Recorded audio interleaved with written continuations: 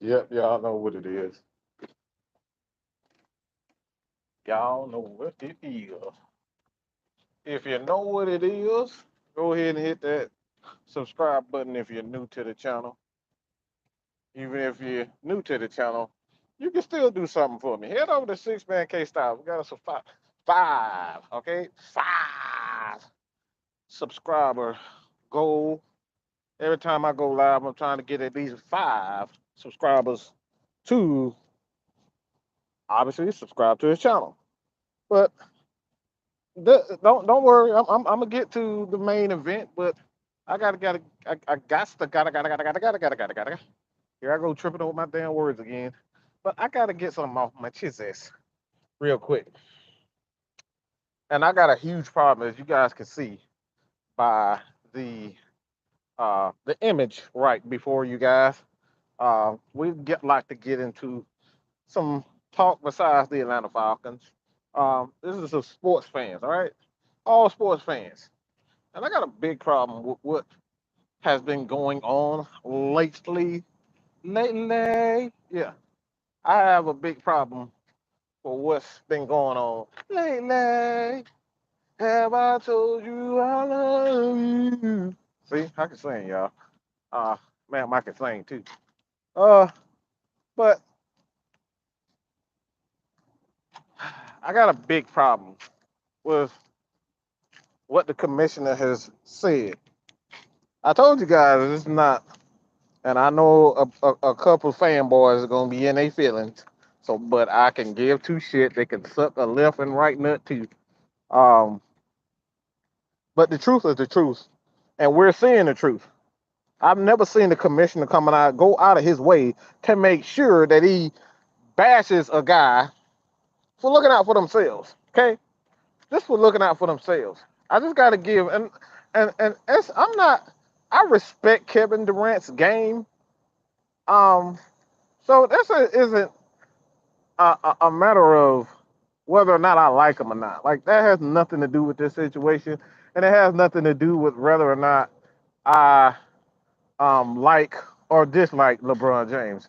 It's the fact of the matter of favoritism and money gets over the vision and what's actually best for the game.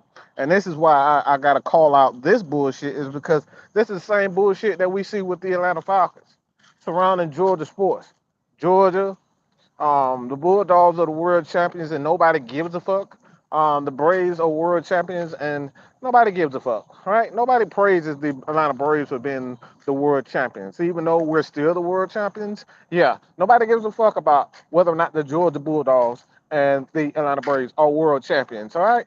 Yeah, world champions, okay? That's the theme of the night. World fucking champions. We are champions, bitch. Okay? Just the state of Georgia, we are champions. The city of Atlanta, we are champions. Champions, champions, champions. Yeah, bitch. We are the champions. All right? You get the picture? Yeah, motherfucker, we the champs. I think y'all get it now. All right? So, like I said, the fact of the matter and why I have a big issue, um, it's it's full of shit. Okay, just gotta say that. Adam Silver, you're full of absolute shit. He's full of shit. Okay, and excuse my language. Y'all already know what to do. Hide your kids, put them away, watch Barney, put them in front of Teletubbies or whatever the hell you got to do. All right, whatever show, Blippy, look, all that. Put them in front of them.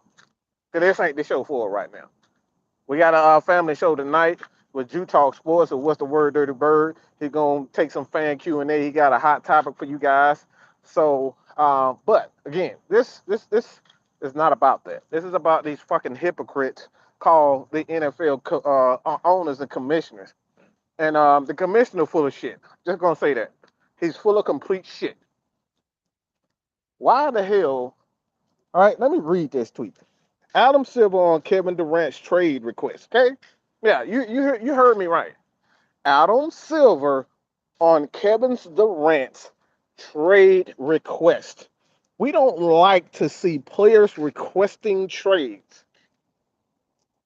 Okay, let me read that again for you guys didn't understand. Maybe I was speaking Spanglish or Arabic. Like Maybe you didn't understand what I just said. We don't like players requesting trades. I would love to focus. I would love the focus to be on play.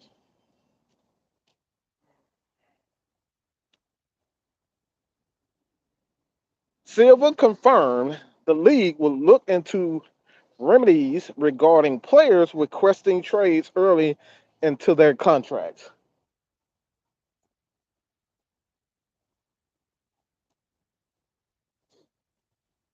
You can kind of figure where I'm going with this.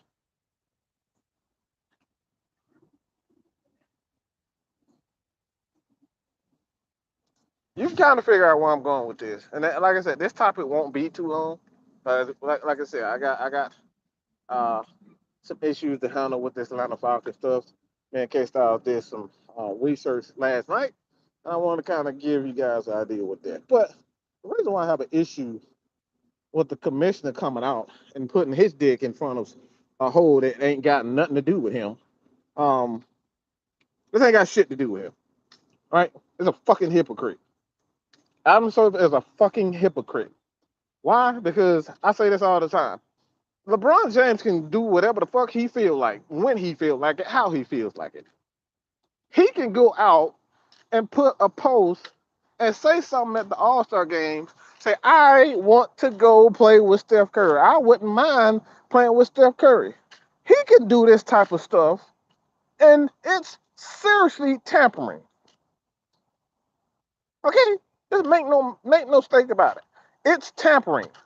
To say that you want to manipulate a situation and go out and say, you know what? Again, I don't know how many times he done said this. Every time LeBron said he want to play with somebody, something always, some weird shit happening. But this time, Steph Curry is happy with what he has. Steph Curry is a two-time, three-time champ, four-time champ. Um, and he ain't trying to hear that shit. He's a competitor. But most of the guys in the league don't have a chance to even compete. Why? Because LeBron keep leading the surge to build super teams. So let me get this straight. It's okay for you to build a super team, but when players start to request trades, we don't like that. And you want to do what's best. How the fuck is forming a super team is good for business, but players requesting a trade is bad for business? Maybe maybe I'm retarded or something. Like I said, maybe I'm just slow. What the fuck that? Like, how the hell you gonna tell somebody that it's not okay for them to request a trade because they're not happy with the situation and the organization, but LeBron can legally, illegally tamper without any consequences? Players suggesting that they want to play for other players or with other players during the season and the off season, it actually goes against league policy. Yet LeBron gets away with it year after year after year after year after year after year after year.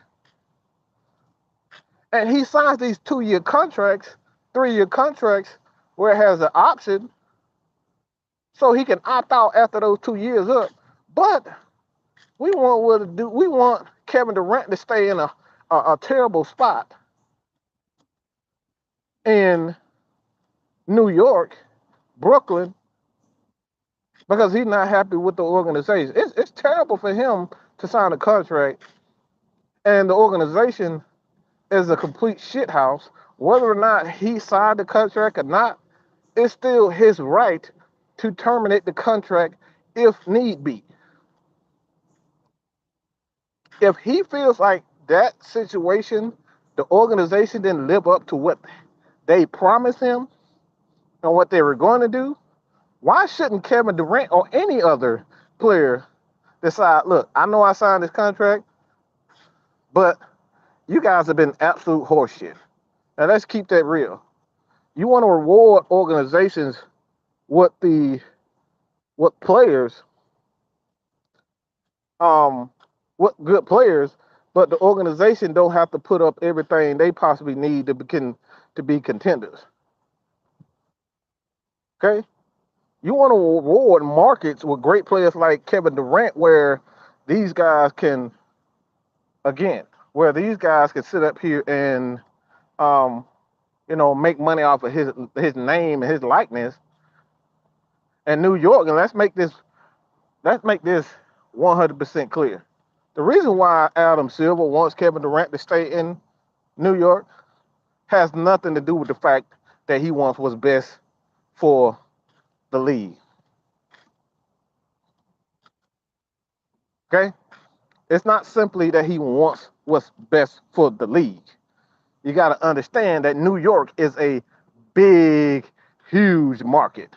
The NBA wins if a LeBron is in New York, if a Kobe Bryant or Michael Jordan, or in this case, Kevin Durant is in New York. Why? Because NBA basketball, for the most part, New York is the mecca, and you make a lot of money just being in that huge market. So this is the real reason why he don't want Kevin Durant gone, because it has everything to do with the fact that these guys want to make money off of these players, and then when your money maker, LeBron James, ain't as good as he once was, and that's debatable. I know people probably looking at me cross-eyed when I say that, but LeBron is not what he once was. We can all see that LeBron time is clicking.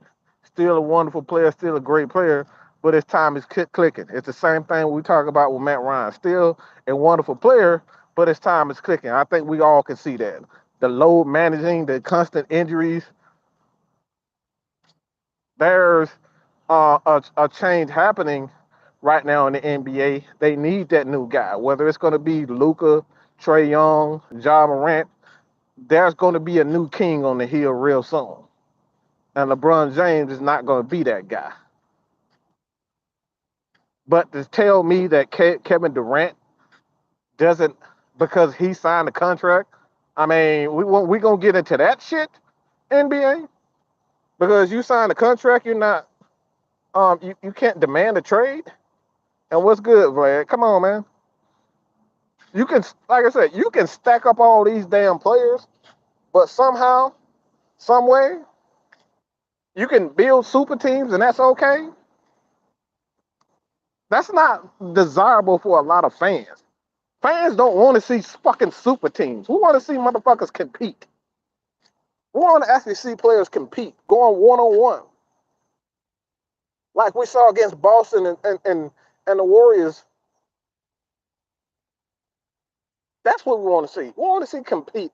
We want to see competitors going one on one, not form, like I said, not forming super teams and leaving your team to go to a super team. That shit is not basketball. That's not competition.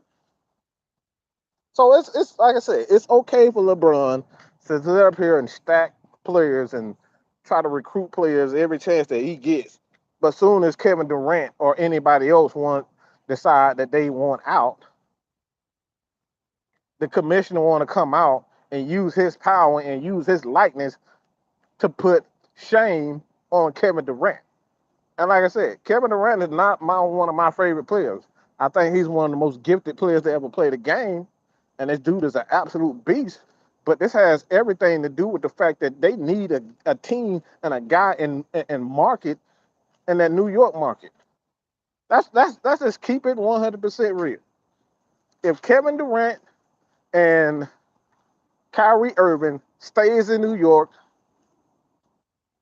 despite the Knicks, guess what? The NBA wins. Why? Because it has a big name in that huge market in New York. That's what it comes down to. Do not let these rich people tell you and paint you a picture talking about it's not good for the game. Bitch, it's not good for y'all pockets. Shut the fuck up. Stop trying to manipulate people. We're smarter than this bullshit.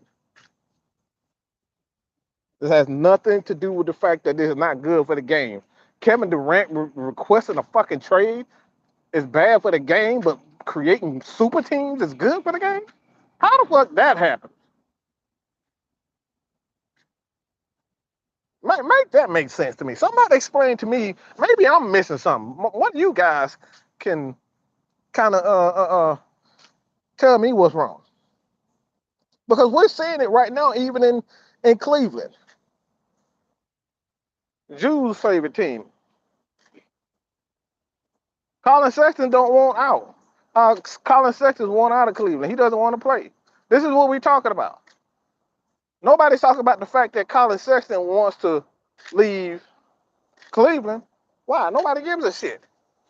And he's a great basketball player. He's not out here calling out Colin Sexton for the same thing. Ask you. Look, we talk about this. Don't let these witch right people tell you, like, paint a whole bold picture, and it's a bold-faced lie. Because the issue with this is he wants to keep that man in New York so he can make $100 billion off of Kevin Durant's name being in New York. That's the real issue. Because Colin Sexton wants out of Cleveland, but he's not going out his way to call out Colin Sexton. Why? Somebody tell me why he's not going out and calling Colin Sexton.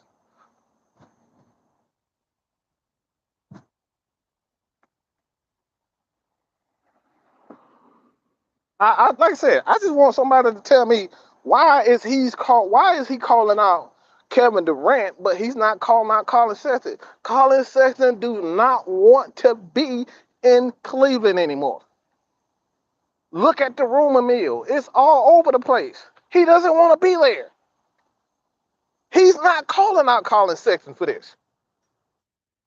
Why isn't he going out his way to try to make Kevin Durant look weak? And then we look at and say, all right, Kevin Durant, he pulled some whole moves and went to Golden State. He pulled a whole move, he got in his feelings and left to go to New York, and then he got in feelings again. And then we got other players doing the exact same shit that Kevin Durant is doing, but he's the one who's being called out. The hypocrisy with the fan base is just absolutely sickening. Y'all praise LeBron for doing this stuff, but with other players,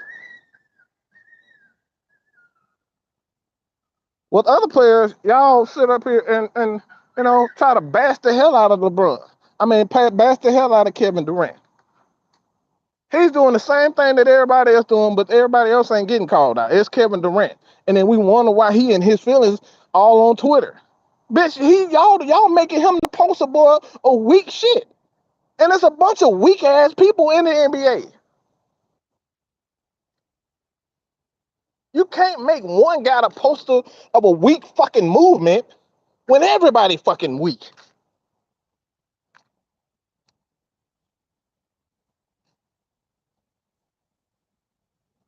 That's the problem that I really have a major problem with that. Because they like LeBron, it's all about who they like. And see, this is the reason why I have a huge problem with the market and the people who cover the Atlanta Falcons. Y'all gave Matt Ryan shit for years. Why? Not because he wasn't good, it's because you simply didn't like him. That's it. You will go to war for a guy that you like versus a guy that you don't like. You will paint a whole picture of LeBron being, oh man, he's just doing what's best for him, man. He's just trying to get his money. He's trying to become a icon like Michael Jordan, like Muhammad Ali, Kareem Abdul. That's what LeBron trying to do. But guess what? Kevin Durant doing the same thing, looking out for himself, but he's weak. He's being perceived as weak. And that's the issue that I have. You can't have it both ways. And like I said, those are the biggest issues that I have when it comes down to having a player that you mostly have to um that a player like Kevin Durant, where we're seeing the commissioner coming out and trying to like push him as if he's weak. So, like I said, this is like that's a major issue that I have. All this favoritism, everybody ass kissing because you like a guy. At the end of the day, all this shit is some hoe shit. Don't try to pick and choose who is less hoe shit than hoe shit. All that shit is hoe shit. Okay? That's the biggest problem that we have. And then you want to use your platform and your status to try to down another man for doing the exact same shit that everybody else doing. And I can take this political, but I'm gonna just leave it at that. America is good at that type of stuff. Try to make sure that their dirt isn't as big as the other person's dirt, but they're doing more dirt than that dirt. Hey, look, I'm gonna just leave it alone because we probably got some militant political politicians up in here, so I'll leave that alone. But it all goes down to the it's all like I said, it all goes down to the fact that they want a guy in that New York market that has a name, that has a status, so they can make $100 billion off of that person's name. While that person's only get, you know, he's not winning, he's not gonna win. He's gonna score a bunch of points, but they're gonna make $1 billion off of his name because guess what? Kevin Durant is one of the greatest players to ever play the game. They need a guy in New York. But again, I digress, and let's get to this. All right. The 6 man K Styles, man, he's at 950 people. All right. Got to at least get people 955 by the end of the day. So if you're unsure that you have subscribed to K Styles, just go ahead, hit that link. All right. Just hit that link, subscribe to the channel. We're trying to get 5. He's at 955. Let's get him to 955 by the end of the day. Like I said, you don't have to have the notifications on. We just need you to hit that subscribe button. It's important that everybody hit that subscribe button because, like we said before, if you're sick of the local um,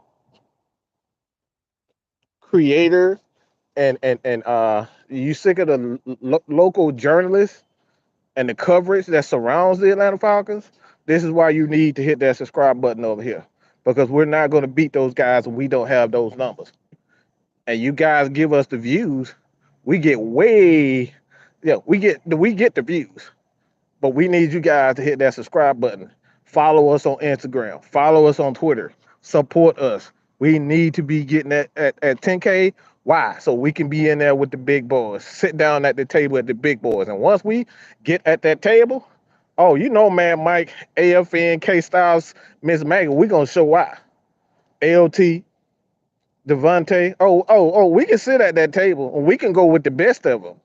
But we need y'all help to help us get to that table. And look, at the end of the day, we get at that table, guess what? It could be one of you guys sitting right next to us while we sitting at that big table.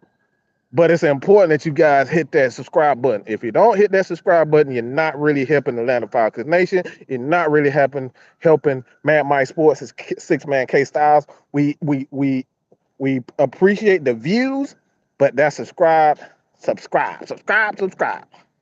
That means more. But this is the issue that I have when it comes down to and I'm gonna get into what I really saw last night. And what I saw last night with this Atlanta Falcons offense. So if you guys, I'll have the so you guys can kind of go back and watch this episode. I have a timestamp in there so you can kind of fast forward to the Falcons part, which is the Falcon part is about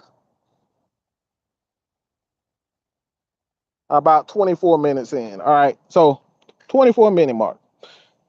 Let's get to this Falcons talk. All right, I think this is what everybody want right now, this Falcon talk. And Last night we saw something that really made, like, it really opened my eyes as to what the Atlanta Falcons were going to do, and it's going to surprise a lot of people. Um, it's going to surprise a lot of people when you see it. All right, it's going to surprise a lot of people when you see this. Um, and I've been going back and I've been watching a lot of film today, but as you can see, as the name of this video is that Kyle Pitts and Drake London are going to dominate. The reason why we say this, and one of the main reasons why I've been so excited about this offense with the Atlanta Falcons, in particular, the quarterback position. The Falcons head coach, Arthur Smith, was really sneaky and deliberate with his design of this offense. He fooled everybody. Okay? If you go back and watch those games with the Atlanta Falcons, he pulled a major heist when it comes down to what was perceived what the Falcons were. And what I mean by that is your boy ran a hell of a lot of RPOs. He designed it such a way that everybody was so focused on Matt Ryan, nobody looked at what the quarterback and the plays that they were calling.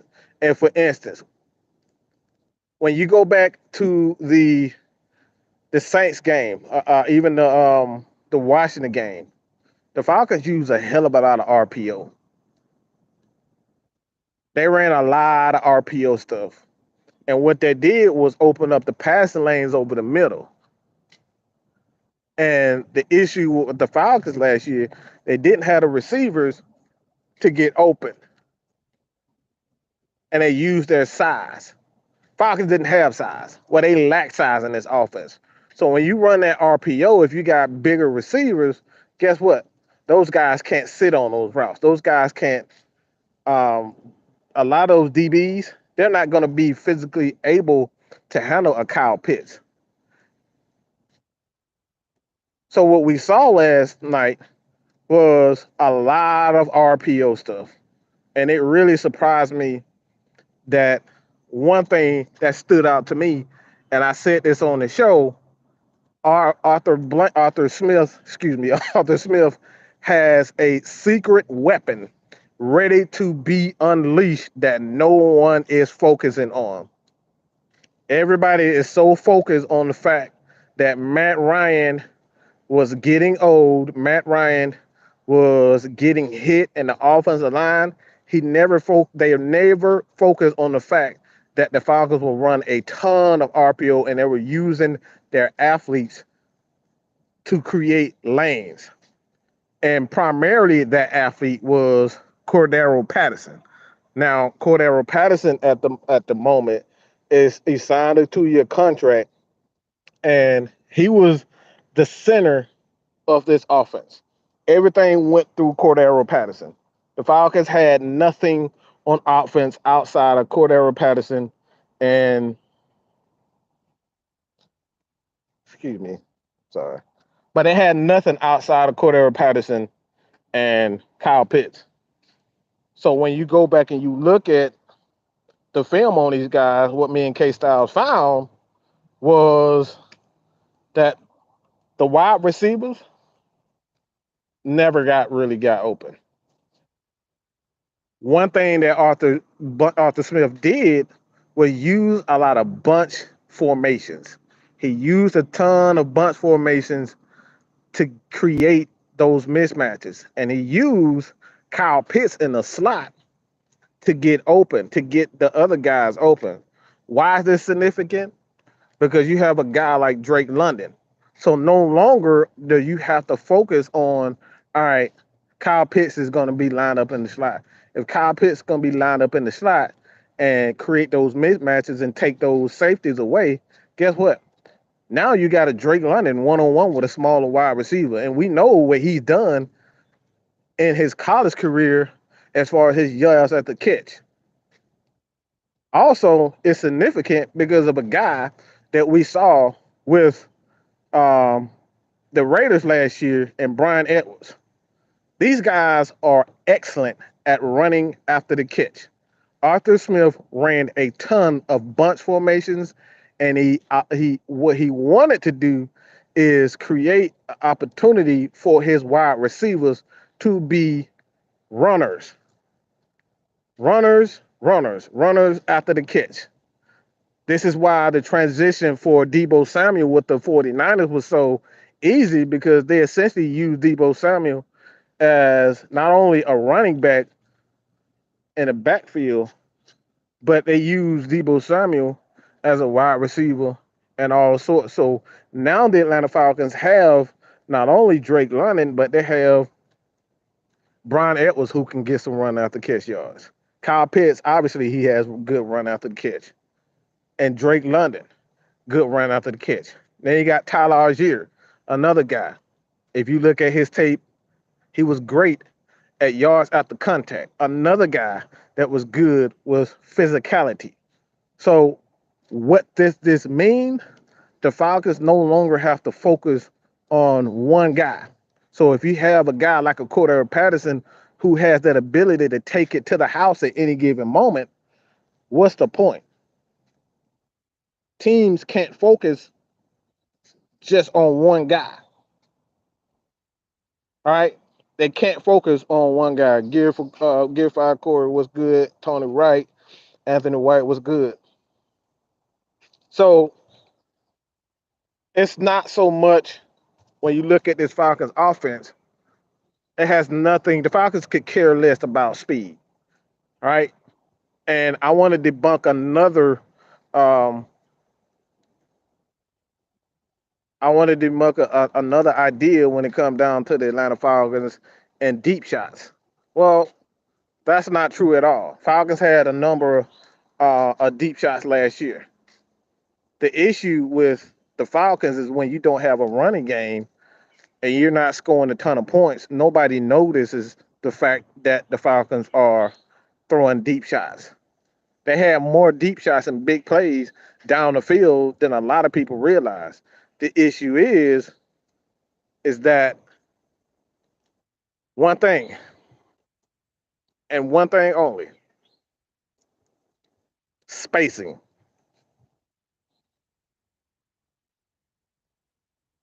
Spacing created a lot of issues up front for the Atlanta Falcons.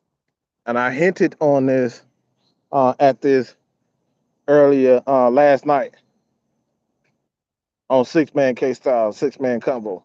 I hinted on that when you look at the offensive line, we've yet to see what this offensive line could do. Why? Because almost every single play, the Falcons were dealing with 6 to 8 man fronts on a consistent basis. Now, if you can count, and I'm positive that everybody can count, you have one offensive lineman, two offensive linemen, three offensive linemen, four offensive linemen, five. Right tackle, right guard, center, guard, left tackle. Five offensive linemen and 6 to 8 man fronts. Now, I'm not the smartest guy, but 8 is more than 5.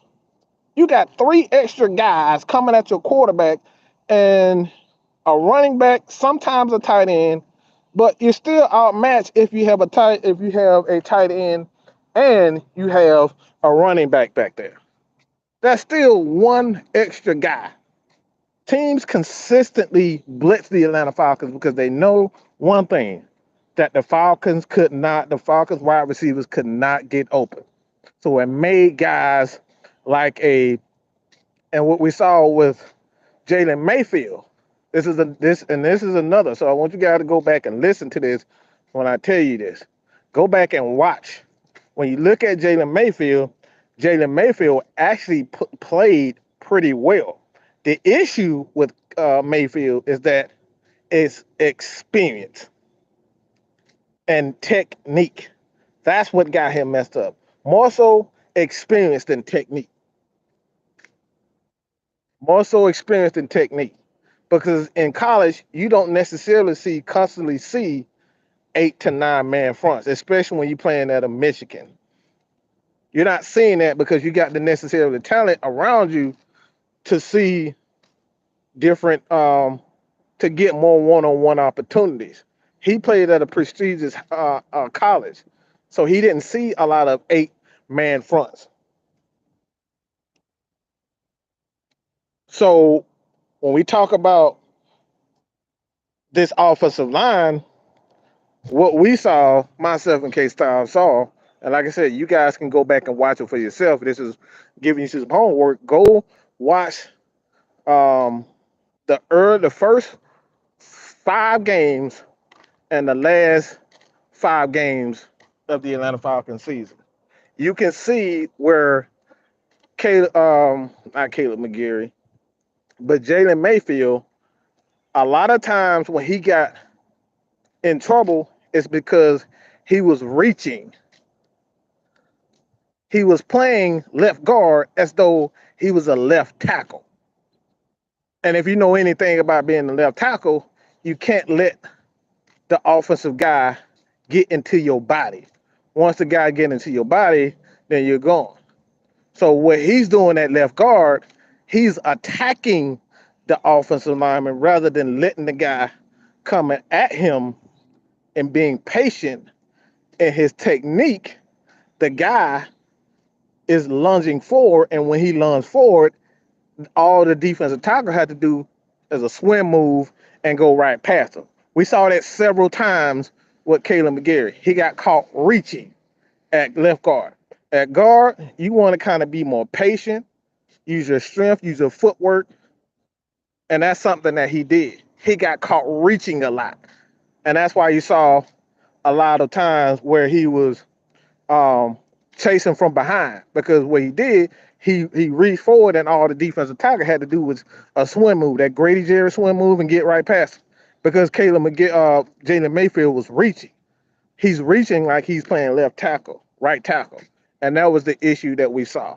So with Mayfield, all he has to do, and this is why you saw him earlier in the article that we did, that the Atlanta Falcons did, as well as D-Led, he talked about the fact that his technique was, he had to work on his technique in the offseason to play left guard, because he has always been, the last time he played left guard was in high school. So for the last 4 to 5 years, this man has been on the right side. So all he knows is that right side technique. Falcons had to teach him. He had to go in the offseason, get back in the gym, and learn how to use that footwork at left guard rather than right tackle. Again, if you look at tackles have to be more physical. You can't allow these big defensive linemen to get in your body. So what they teach at right tackle is to use your arm length. Use your arm length. Don't let these guys get into your body, because if a guy get into your body, they can use that momentum against you, and that's how they end up getting past you. So he was playing left guard like he was right tackle, lunging, reaching, instead of using his strength, using his girth and his size in order to get those guys out. So it's a different type of mindset at different positions and different techniques. And that was the issue that we saw. So what I'm saying, essentially, we're going to see um, what Mayfield can do more so this year versus last year, because he has that experience. He knows what is asked of him at left guard, and he can kind of get, better acclimated with what he's doing right now. So again, Jalen Mayfield, all right. Most of his issues last year was technique. He's playing right tackle like he playing left guard like he's a right tackle, and that was the issue. He's reaching instead of letting things come to him at guard. Again, at guard, what you want to do is you want to be aggressive, but you don't want to reach. You end up reaching at guard those big defensive tackles and those A lot of those defense, when they coming over stunts, those defensive ends, all they can do, all they gonna do is swim past you, use their speed and get past you. It's what Aaron Donald does all the time. That's why a lot of guards end up getting, um, a lot of those guards end up getting beat fast because, especially against Aaron Donald, because because they're being aggressive, they're attacking him instead of allowing Aaron Donald to come to them. They're attacking him, and with a guy with Aaron Donald size and speed and hand quickness, all he gonna do is do that rake, throw your hands down, and he right past you. That was the issue that Jalen Mayfield was having last year. He was attacking the defense of those defensive tackles. They were using those swim moves, and they was getting right past them.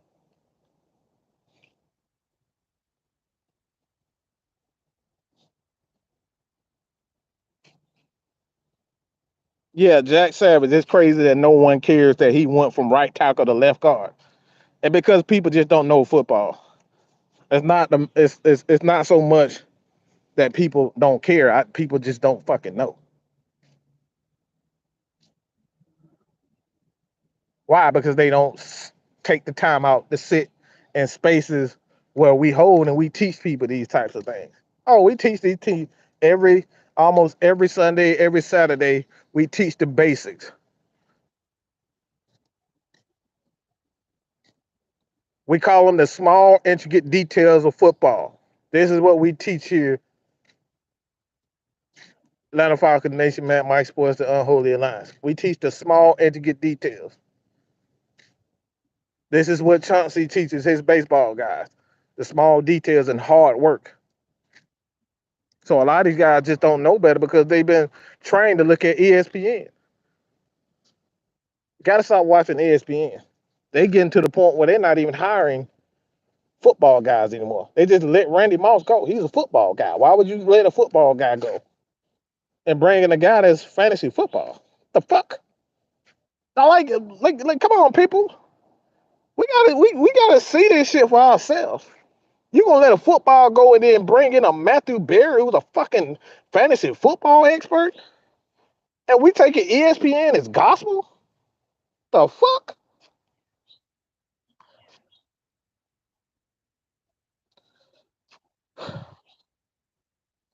Do you see us going to a spread offense but still run a run first mentality? Well, a spread offense, all right, is complete bullshit. All right. That's pussy football. Just gonna say that. I hate this spread offense. It's a pussyfied offense. It's for weak people. It's for prissy people who like to score a bunch of points and see excited stuff. I hate the spread. With that being said, that's where the NFL is going. But you can have a mixture of things, and that's where the NFL is going more so than a spread offense. You can use a spread formation, but still be physical. And a lot of teams, even the Kyle Shanahan, he uses a lot of spread formations to be physical. So you're attacking the physicality um, more so on the edge than in the middle of the field. And that's what Kyle Shanahan wants to do. He wants to use his quarterback as a way to change, just to change your eyesight. It was one play in particular that why I'm saying this is because it's one play in particular what I saw with Arthur Smith last year, and he did this consistently. Is what he would do. He would line Cordero Patterson up at the running back position, and he would have Kyle Pitts in the slot.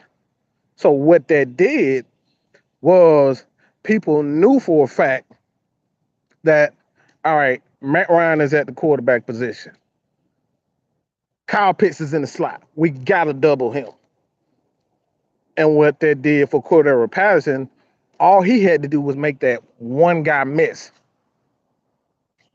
All Cordero had to do was make that one guy miss. And if you got an athlete like Cordero Patterson in the backfield, as we do with Tyler Algier, he's going to make that one guy miss. So this is the reason why the Atlanta Falcons they're going to play a spread type of offense, but the spread type of offense is going to be more of a physical thing. You're going to see a lot of pistol formations with the Atlanta Falcons. You go back and look at the Cincinnati Bearcats, all right? The Cincinnati Bearcats, Desmond Ritter team, they use a lot of pistol formations. They use a lot of shotgun, and they use a lot of big formations with tight ends.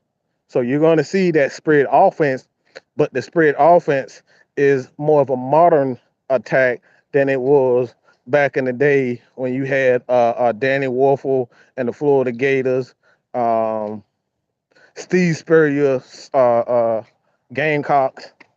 Like that shit they did, that's a pussy ass offense. All right. That pussy ass offense, that spread offense, then no. You're not gonna see that type of spread offense. What you're gonna see is a more physical style of spread offense, the same that we see in Baltimore. They use a more physical pistol shotgun formation. So it is a spread offense, but it's not really a spread offense. They're using physicality. They're trying to bring more tight ends on the field. They're trying to make more big bodies with their spread offense. So again, it's not necessarily that typical spread offense. It is really the exact offense that he ran in Tennessee and the exact same offense that Kyle Shanahan runs. The only difference with Kyle Shanahan's offense is Kyle Shanahan uses um, a lot of. Kyle Shanahan doesn't necessarily use a lot of shotgun. He uses a lot of big and bunch formations.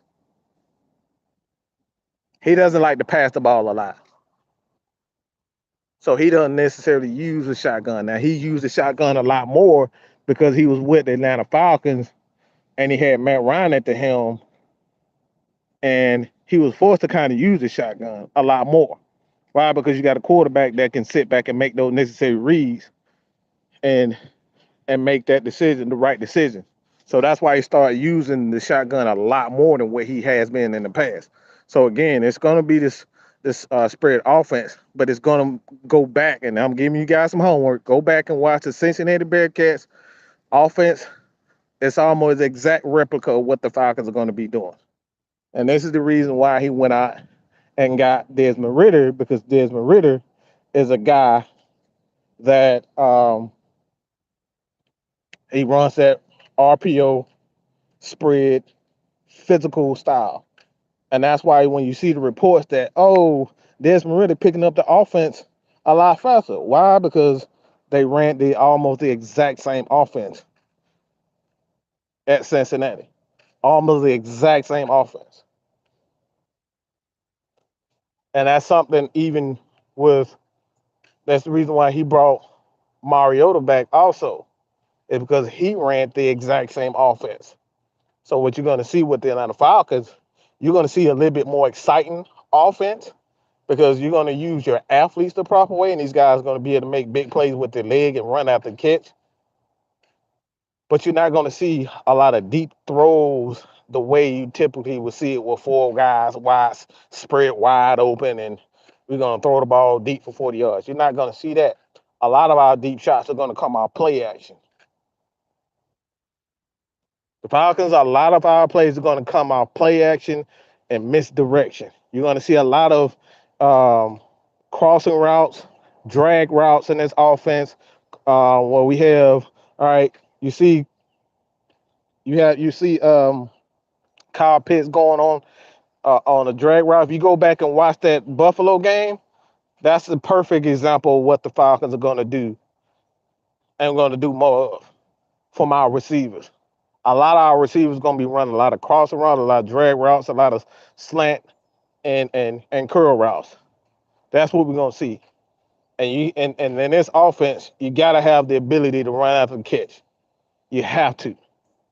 That's how the Atlanta Falcons are going to pick up a lot of yards. So in this offense, as quarterback, you're not going to see the quarterback, doing a lot of 50. You're not going to have a game where you throwing the ball for 50 times or whatnot.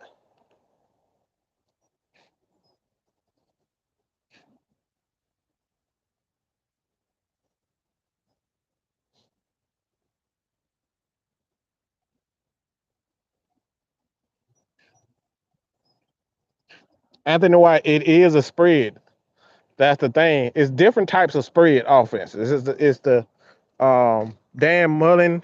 If you go back, it's different types of spread offense. Some quarterbacks pass more out of the spread, like a Steve Spurrier, June Jones, going back with the Falcons, and then the Falcons with Jerry Glanville. Now we ran a spread offense. We were the one who actually made the spread offense popular. Okay, don't let these motherfuckers fool you and tell you that Cliff Kingsbury invented the spread offense. No, it's bullshit. The Falcons, June Jones, he created it, and the Houston Oilers actually made that spread offense with Warren Moon popular as well because they took the kind of blueprint um, from the Canadian Football League. If you know anything about Canadian Football League, they do the exact same thing. They spread all their receivers out, and a lot of those guys are in motion and they run and they throw those, you know, those short routes. So that's what the design came from. It's from the Atlanta Falcons. Falcons made that shit popular. This is one of the major reasons why I be so upset because everybody don't like to get the Falcons the necessary credit. Falcons been running this spread offense. If you go back and watch the Falcons with Craig Ironhead Hayward, it was a lot of times Craig Ironhead was lined up as a running back in the shotgun. That was the same type of offense. We seeing that now. All this shit that we seeing is nothing new. Falcons been doing this too. It was just under new. It was just under another name, the run and gun, like you said, the run and shoot, run and gun. June Jones created that, and he took that to the college game. In the college game, again, they didn't give him the credit that he want, but all they would do is a lot of those people coming from his staff, they go to different colleges, and then guys like I said, Dan Mullen and all those guys, they end up, taking that design, not giving them credit, and they end up, you know, creating it. But yeah, the Falcons created the spread offense. June Jones created that. Falcons made that shit popular.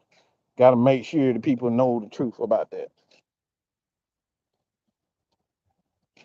And yeah, D. Coleman, the Hawaii went to Hawaii, the same thing. People got to know the truth, bro. The design of the football, the design of football that people are saying now, the Falcons were doing that in the 80s and 90s. 90s more so, under June Jones and Jerry Glanville. This is why people don't like Jerry Glanville, because he's in your face and they created not only the run and shoot, but what we call today the grits blitz, the amoeba defense, where almost every guy's at the line of scrimmage. Yeah, Jerry Glanville created that, and then they gave people credit like Buddy Ryan. Like I have nothing against Buddy Ryan, but Buddy Ryan didn't invent that defense, the 4-6 bear defense. He didn't create that. That was Jerry Glanville. People got to know the truth, bro.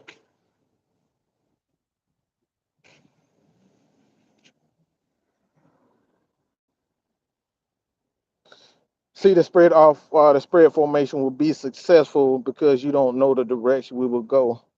Well, again, one thing about Arthur, he's not like he's not gonna set on just one particular formation. So we'll be in a spread, but he's gonna use different formations, especially in the red zone. And this is what he's become so good at, and why he was so good in the red zone is because he doesn't necessarily focus on one particular formation. That's why he has a lot of big guys, because you got big guys who are athletic. You can use those guys at wide receiver. You can split them out. You can put them in bunch formations and exploit those mismatches with linebackers and safeties that can't catch up with them. So that's why you get bigger wide receivers like Kyle Pitts, Alden Tate, Brian Edwards. These guys can block, but not only can they block, linebackers can't keep up with that type of speed on the edge. So they end up exploiting a lot of defenses with their size and speed. So that's why guys like Deion Jones have been placed on the defense side of the ball who are smaller and closer to the line of scrimmage because you got these athletes again like Kyle Pitts, like Mike Evans who can block. These guys, like I said, these guys can not only block, but these guys are athletes and they're fast, and you can't keep up with that type of athleticism. So that's why you're going to see a lot of bunch formations with the Falcons, using a lot of tight ends. They're going to be exploiting that. Um, they're going to be exploiting the athleticism in those short yardage situations. You're going to see a lot of big plays from the Falcons in short yardage situations this year. That's exactly what I'm saying. They're going to have a lot of wide receivers in those short yardage situations. They can have tight ends. This is why we went out and got a guy like John Fitzpatrick. He's a guy with athleticism and size. They want those big, fast guys because they want to exploit those short yardage situations.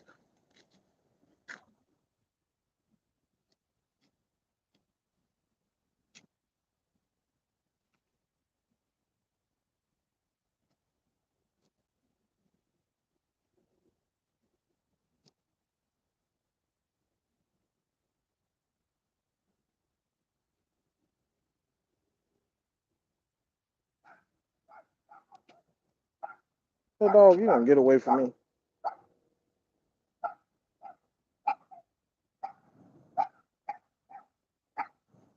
Somebody, little dog, is barking at me. You just gonna let your dog get out here? Good God! Some people ain't got no sense.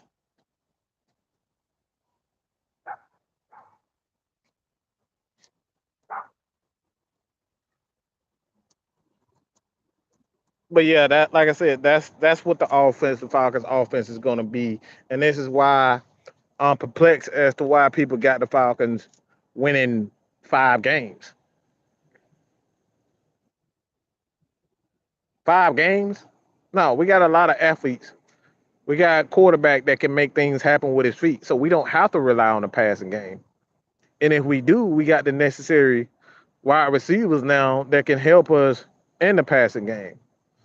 Falcons didn't have that last year. We didn't have a Calvin Ridley. We didn't have a Julio Jones. We had Russell Gage and Kyle Pitts and a journeyman kick returner who was an excellent athlete, but Cordero Patterson is still a journeyman kick returner. That's what we had now. So now Cordero Patterson don't have to be the center of attention on the offense anymore. Y'all got to focus on the other weapons, which is going to make Cordero Patterson even that more dangerous. And this is why, again, this is why I'm so perplexed as to why people think the Falcons are just going to win 5 games.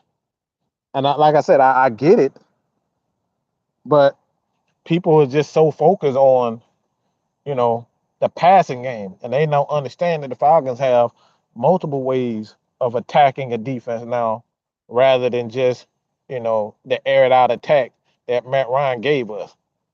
We were reliant on a running game, which we didn't have, and that's why a lot of teams like, look, y'all can't run the ball, and your offensive line can't block everybody. Matt Ryan ain't a quarterback that can run away from these athletes. So guess what? I'm gonna end up sending the house more often, and that's the issue. Now we got a quarterback that can move around, and if they send these jailbreak blitzes again, guess what? You got a quarterback that's going to be able to get on the edge, and that can take it to the house now. We didn't have that before. We didn't have that dynamic for quite some time to have a quarterback that could take it to the house and make the defense think twice about sending that blitz. So now teams are going to be more inclined to play zone blitzes, zone defenses. And when you got a zone defense and you got a guy like Kyle Pitts, who's big, physical, he can find those holes in the defense. Those bigger wide receivers like a Alden Tate, Drake London, they can find the holes in the defense now when they're playing their zone. Because again, if you're playing zone, you're not sending a lot of blitzes, and even if you send a lot of blitzes, it's still going to be an opening somewhere. And with our athletes and our big receivers, 9 times out of 10, somebody gonna use their body to get open.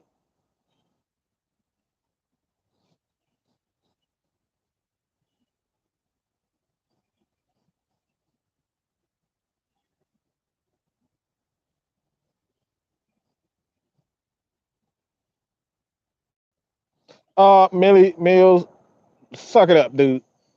Desmond Ritter is the future. Okay, Desmond Ritter is the future.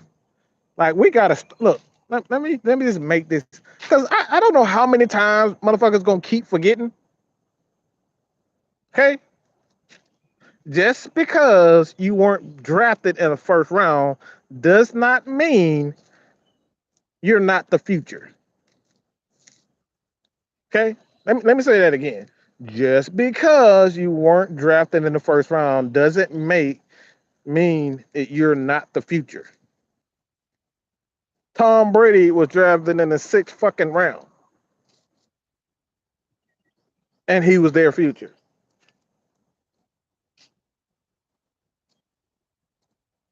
Brett Favre was not a first rounder. Ended up getting traded. I think it was his second year with the Atlanta Falcons, but he got it. Aaron Rodgers sat for 3 years, even though he was drafted in the first round. Sat for 3 years, had to learn. Joe Montana, third round pick, the future. I could keep going on and on and on with these quarterback examples. Do we get to break up what Drew Brees was? Huh? Does anybody know what Drew Brees, what he was drafted? That's a bit of a Q&A. Tell me where Drew Brees, when Drew Brees was drafted.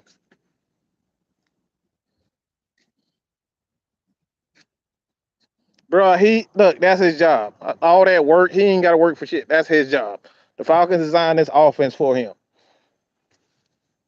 All that politically correct shit. That's look, they got rid of Matt Ryan because they wanted Desmond Ritter. They just keep that 100. They know exactly who they wanted, and they got their guy.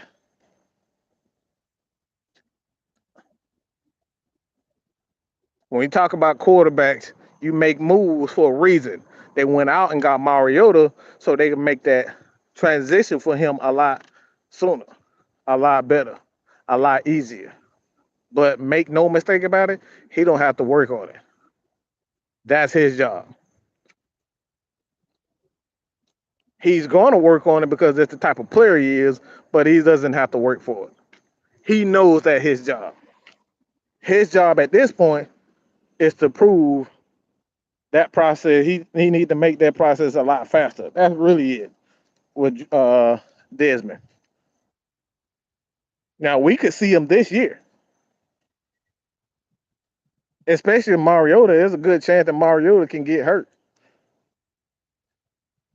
Now I'm not saying that, but it's a good chance that he does get hurt, given his history.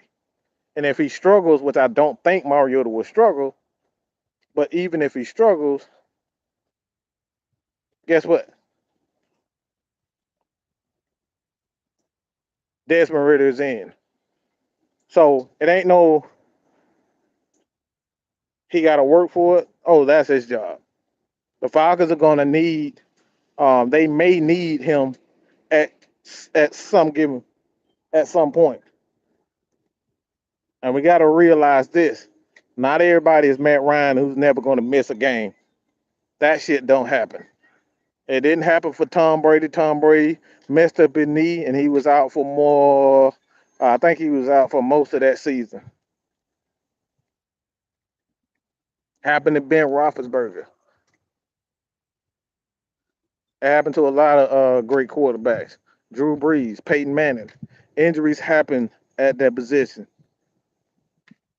So I get what you're saying, but it's his job. That's his job. The Falcons don't pass up on a quarterback in the first round if they didn't have their mindset on a quarterback. Their mindset and heart was set on Desmond Ritter from the very beginning. That's his job. And I want people to get that.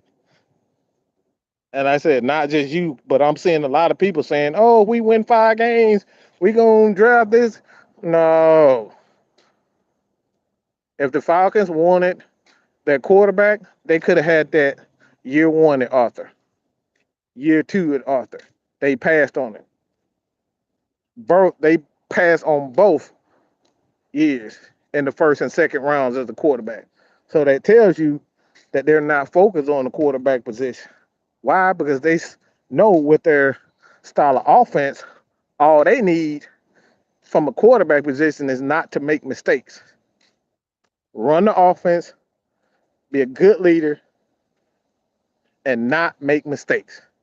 And if you look at what Desmond Ritter is, that's exactly what he does and doesn't do. Doesn't make a ton of mistakes. He runs the offense and he does what he's told.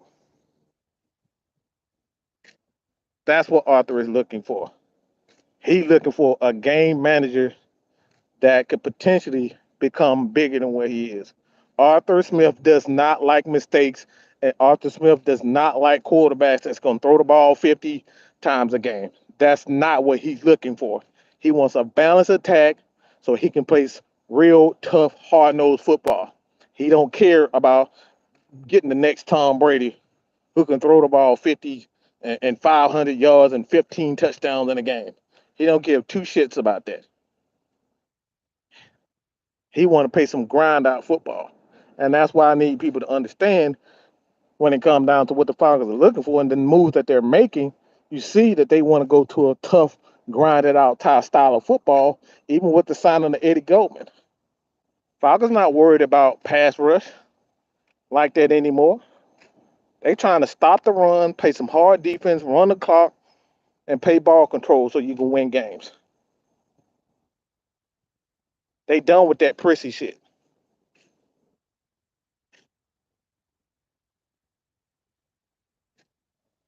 Why is Calvin Ridley still on this team?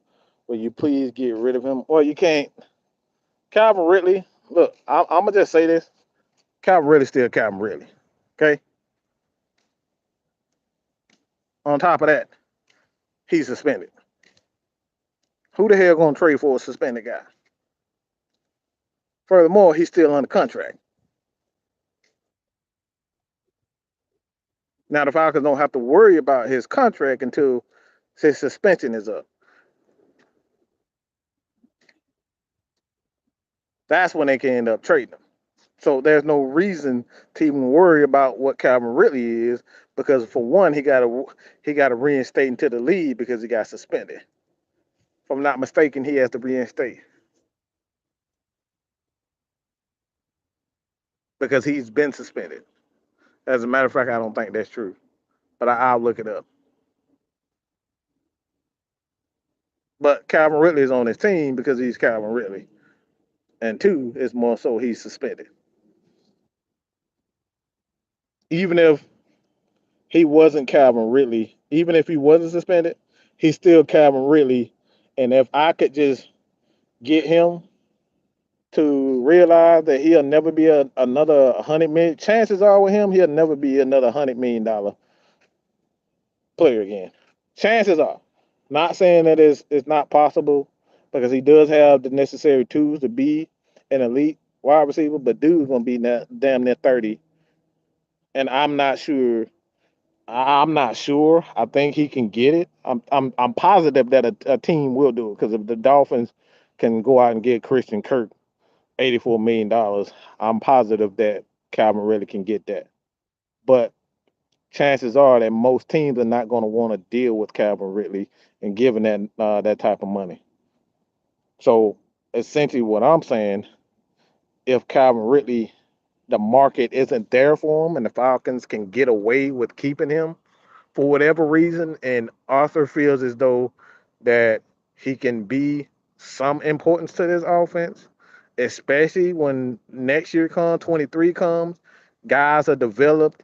Um, As far as the wide receiver, whoever doesn't develop, you still got Calvin Ridley at your disposal, to pay, get him a 2-year extension for like $30 million to prove himself. So at this point, um, it's important as an organization to think about this logically instead of emotionally. Because at the end of the day, if you got Kyle Pitts, Calvin Ridley, Drake London, Alden Tate, Brian Edwards, that's a pretty good wide receiving core. But it's all predicated on the fact that one, Calvin Ridley, his mind is straight. If he was going through a depression, which I don't think any of us believes, but it's possible. He got his head on straight. He's back. He's been talking with Mike Vick and getting his life back together. The Falcons believe that he's a changed man. I wouldn't close the door on the fact that he's Calvin Ridley because at the end of the day, he's still Calvin Ridley. You feel me?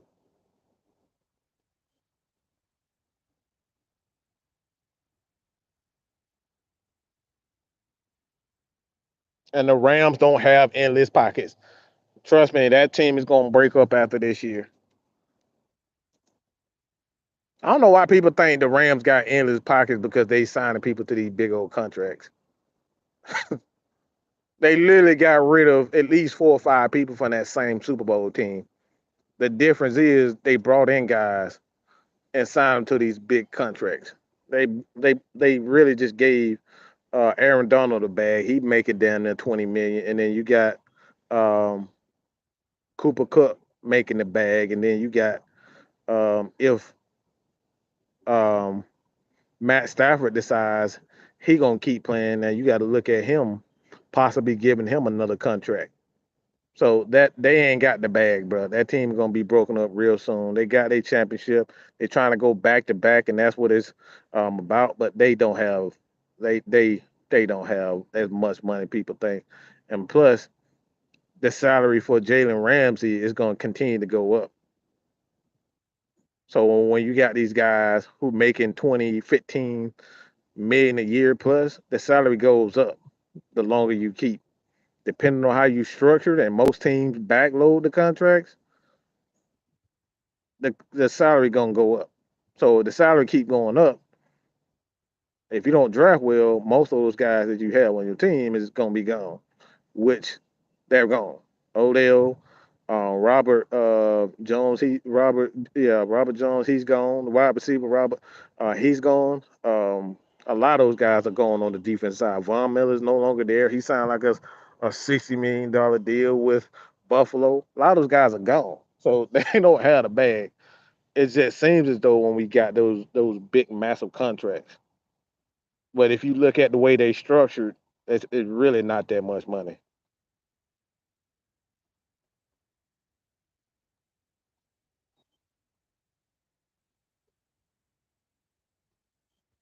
Gronkowski pretty much saying that like he done. He don't really care if Brady call him. I don't believe the shit. I don't believe anything he says because he and Tom Brady some liars. So I don't believe anything that any former Patriot says. Soon as a situation presents himself where they can manipulate the situation, they're gonna take advantage of it. So I don't believe anything that Tom Brady's saying or Gronkowski.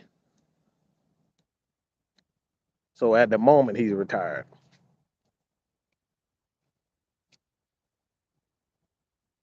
So you guys go ahead and head over to Jew Talk Sports. He's about to go live right now, if not already. I appreciate you guys for joining us. But this is the Mad Mike Pass Off. Head over to Jew Talk Sports. Subscribe to his channel. We're gonna talk some more. He's gonna talk some more Dirty Bird football. But Jew is live right now. Head over to Jew Talk Sports. Check out his channel. We're gonna go in depth with even more Falcons. If you guys questions, Jew is going live. He's live right now. Head over to Jew Talk Sports. All right. Head over to Jew Talk Sports. Jew Talk Sports. Jew Talk Sports. All right. Your boy Matt Mike is out of here, man. Peace. Meet me there, people. Meet me there. I'm about to go. Peace.